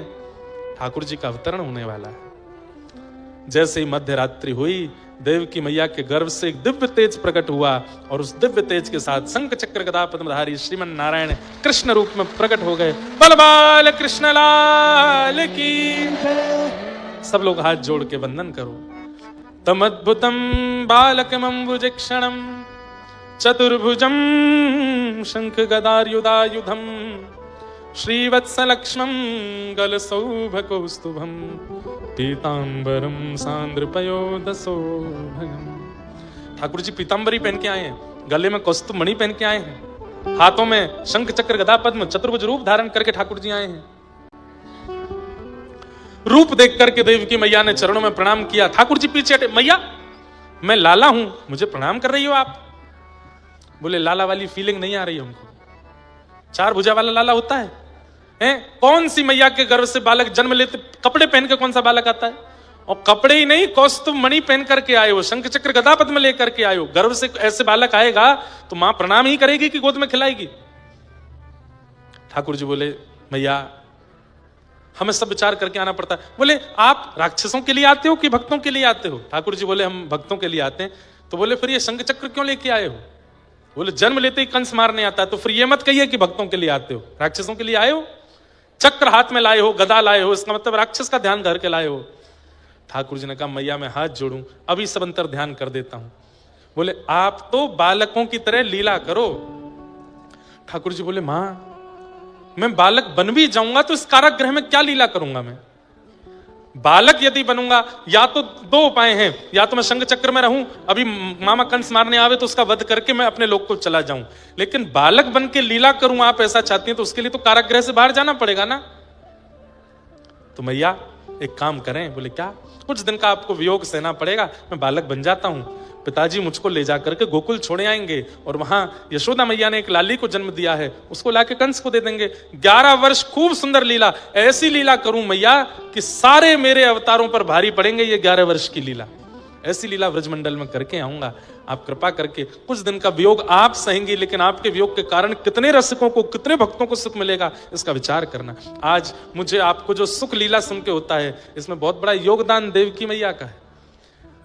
जन्मदात्री मां अपने बालक को खुद से दूर कर सकती है? नहीं कर सकती। पर हम सबको लीला सुख मिले, हम सबको व्रज के भाव का सुख मिले, इसके लिए 11 वर्ष की वेदना सही है देवकी मैया ने। वसुदेव जी बोले आपने तो कह दिया गोकुल छोड़े आओ, हाथों में हथकड़ी पैरों में बेड़ियां और इतने दरबान कैसे छोड़ के आऊंगा? ठाकुर जी बोले भगवान को बंधन मत दिखाइए, ठाकुर जी को बंधन मत दिखाइए कि ये बंधन मेरे पास है, मैं कैसे आऊं शरण में। ठाकुर जी कह रहे हैं बंधन के संग ही शरण में आ जाइए, बंधन खोलने की जिम्मेवारी मेरी है, आप तो बस शरणागति ग्रहण कीजिए। ठाकुर जी से शिकायत मत करो कि ये दिक्कतें हैं। ठाकुर जी कह रहे हैं दिक्कतों के संग आ जाओ मेरे पास, कुछ काम मुझे भी करने दो, दिक्कतें मैं दूर करूंगा। अब आप सोचते हैं पहले दिक्कत सामान्य हो तब ठाकुर जी के पास जाएं, कभी नहीं जा पाओगे। परिस्थिति बिगड़ी है, बिगड़ी में ही चले जाओ। ठाकुर जी काय को बैठे हैं फिर? संकट हरेंगी करेंगी भली वृषभानु की लली, तेरो संकट हरेंगी करेंगी भली वृषभानु की लली। अरे वो यही मारे तो बैठे हैं, आओ तो सही सामने, संकटों के संग आ जाओ, बस आ जाओ। ठाकुर जी देख लेंगे किसको कितना संभालना है। वसुदेव जी ने कहा हथकड़ी बेड़ियां लगी हैं। ठाकुर जी बोले मुझे बंधन मत गिनाइए, मेरा आश्रय ले लीजिए, बंधन खोलने की जिम्मेवारी मेरी है। जैसे ही महाराज गोद में लिए ठाकुर जी, हथकड़ियां खुल गई, बेड़ियां खुल गई, दरबान सो गए। ठाकुर जी बोले यही होता है, शरणागति लो, बंधन खोलने तोड़ने की जिम्मेवारी मेरी है, शरण तो आइए। वसुदेव जी लेकर के ठाकुर जी को जा रहे हैं, सब गहरी नींद में सोए। यमुना जी ने मार्ग दे दिया, गोकुल में जाकर के यशोदा मैया के बगल में सुवाई दिए और यशोदा मैया की लाल। आज महाराज जी ने कह दी बढ़ाओ समय, अपने आप ही बढ़ रहा है, हम तो कर भी नहीं रहे कुछ, अपने आप 1:30 बज गए। अब उत्सव होते होते 2 बजे ही जाएंगे। बेचारो भूखो ब्राह्मण कल राते, भूखो प्यासो बैठो कथा सुना रो है। अच्छा कल रात में भी हमने पाया नहीं, यहाँ जब नंदू भैया हमारे कीर्तन कर रहे थे, उसके बाद गए, भारत का मैच आ रहा था। तो मैच देखते देखते 11 बज गए। हमने कहा 11 बजे पाएंगे, फिर कब नींद फिर आती नहीं, क्योंकि फिर भारी भारी रहता है। तो हल्का सा, यहाँ बगल में ही हमारा गुरु स्थान है, पता है आपको, रामानुज कोट। ये हमारी परंपरा, जिस परंपरा से हमारी दीक्षा है, ऐसे जीयर स्वामी मठ हमारे दक्षिण भारत के श्री तोताद्री मठ की परंपरा का स्थान है, हमारा गुरु स्थान है। आज जाइएगा दर्शन करने। श्री रामानुज कोट कल गए तो वहां पर हमारे श्री वैष्णव परंपरा में इमली के सुंदर चावल बनते हैं, इमली डाल के, इमली और दाल डाल के, उसको बोलते हैं फुलेरा। फुलेरा ही बोलते हैं ना, क्या फुलहरा? हाँ फुलहरा। तो कल है, अरे नहीं भैया फुलहरा, कुछ तो हमको ज्ञान है। तो वहां कल वो बने, तो फिर कल रात्रि फिर थोड़े से, बस इतना जितना अंजलि में आ जाए इतना ही पाए। भूखे प्यासे बेचारे ब्राह्मण बैठा रखे हैं आपने हैं, लेकिन कोई बात नहीं, आज ठाकुर जी को उत्सव है, चकाचक माल छानेंगे। आज फुलेरा दोज भी है, लो फुलेरा दोज भी है आज। तो समय तो अपने आप ही बढ़ गया। अब अधिकतर कथाएं 3 बजे से होती है ना, तो दिन भर के सारे नियम क्रम हो जाते हैं, भोजन प्रसाद सुबह पा लेते हैं, फिर कथा करते हैं। लेकिन अब यहां कथा करने के बाद हमारा मन हो रहा है कि सुबह ही किया करें कथा, सुबह की बढ़िया रहती है। सुबह बढ़िया प्रेम से कथा कर लो, उसके बाद कुछ पा लो, थोड़ी देर आराम कर लो। आराम हमको पता नहीं, शरण में ही मिल रहा है और कहीं तो मिलता ही नहीं है, और कहीं तो बस 6 लेदर चलती रहती है, बहुत बुरा हाल हो जाता है। सिक्योरिटी हम रखते नहीं है, कोई ऐसा वो नहीं। आते प्रेमी, बहुत प्रेमियों की संख्या 90% होती है, पर 10% उनमें सेल्फी वाले आते हैं, वो ज्यादा परेशान कर देते हैं। तो वो सब यहाँ पे थोड़ा बचे हैं उनसे। तो वसुदेव जी ठाकुर जी को सुवाया, लाली लाई करके दे दी कंस को। अष्टभुजी देवी भद्रकाली बन गई और उसने तो कह दिया तेरे शत्रु ने जन्म ले लिया ब्रजमंडल में, ढूंढता रहे अब कहीं भी। कंस यहां ढूंढ रहा है, पर हम लोग चलें गोकुल। गोकुल में भैया सब ब्रजवासी की एक ही कामना है कि नंद बाबा के एक लाला है जाए, 80 वर्ष के है गए नंद बाबा, एक लाला है जाए बस, कैसे करके सब ब्रजवासी यमुना जी को प्रणाम करते हैं, सब गैया को प्रणाम करें और ब्रज से प्रार्थना करें हमारे नंद बाबा को एक लाला दे दो। अब सबन को लगवे लगी कि अब की बार जो ये नंदरानी यशोदा मैया गर्भवती भैया अब के लाला ही होएगो। नंदा सुनंदा दोनों ये ननद हैं नंदरानी यशोदा की। जैसे ही पहुंची नंद भवन में तो देखी आज सवेरे भोर रह गई, सूर्य निकल आयो, अभी तक सोए रही हैं नंदरानी यशोदा मैया। यशोदा मैया तो ब्रह्म मुहूर्त में जग जायो करें, आज इतनी देर तक सोए रही हैं। तभी देखो यशोदा मैया के बगल में नेक सो एक लाला पड़ो है, एक बालक पड़ो है, लाला है कि लाली ना पतो। दोनों ने जाके देखी, मुखमंडल देखा, आहा नील सरोवर, ऐसा लग रहा है जैसे नील सरोवर। और जब ठाकुर जी थोड़ी सी आंख खोले तो ऐसा लगता है नील सरोवर में 2 कमल, इतने सुंदर ठाकुर जी। देख करके नंदा सुनंदा तो भले यहां लेने लगी, लाला है कि लाली ने देख तो। इतने में सुनंदा ने 21 बार हरिशनम को जाप किया, हरिशनम हरिशनम हरिशनम, एक लाला ही होए। और जैसे ही चदरिया हटाई महाराज, है गया, है गया, है गया, है गया, है गया, है गया, है गया, है गया, है गया। एक दूसरे को मुंह बंद किया, अरे भाग यहां से। सबसे पहले ये खबर अभी यशोदा मैया सोई है, इनको सुन दे, पहले जाए कि बाबा को बताएंगी। दोनों के नेत्र सजे ले रहे हैं, सांस फूल रही है, रोम रोम रोम पुल के तहरो, चरण कहीं धर रही हैं, जा कहीं रहे हैं। बोले लाला है गयो। अब तो गली मोहल्ले चौबारे पूरे ब्रजमंडल में हल्ला कर दियो, है गयो, है गयो, है गयो, है गयो, है गयो। सब अपने गले घर सो निकले, कोई आटो मारती भई आई है, कोई दूध निकालती भई आई है, कोई गोबर थापती भई आई है। सबरे ग्वाल बाल और सबरे गोपी ग्वाल सब आए के कहें, अरे कहां भयो, पूछो, इतनी संख्या में जोड़ते पूछो, है गया, है गया, है गया, है गया, है गया, है गया, है गया। मैं नाय बता रहा हूं कहा भयो। अरे यमुना जी की कृपा सो, गैया की कृपा सो, ब्रजवासीन के कृपा सो हमारे नंद बाबा के घर नीलमणि जैसो लाला भयो है। और जैसे ही सुनी महाराज लाला भयो, ब्रजवासी तो उछलन, अरे भैया नहीं और रुक जा देवता, नहीं रुक जा। देखो पहले की कथाओं में मंच से व्यवस्था होती थी लुटाने की, अब तो श्रोता ही ले आते हैं। पता है हम तक पहुंचना तो है नहीं, हम खुद ही ले चले। ब्रजवासी ने महाराज पीले पीले कपड़ा पहने, देखो लता झूमन लगी महाराज। अब तो बंदर ही है। अरे बंदर नहीं है, ये हनुमानगढ़ी के हनुमान जी आए हैं। बोले तुम सबरे आनंद करोगे, हम आनंद करेंगे। और सब ब्रजवासी नाच रहे हैं, गा रहे हैं, आनंद मना रहे हैं महाराज।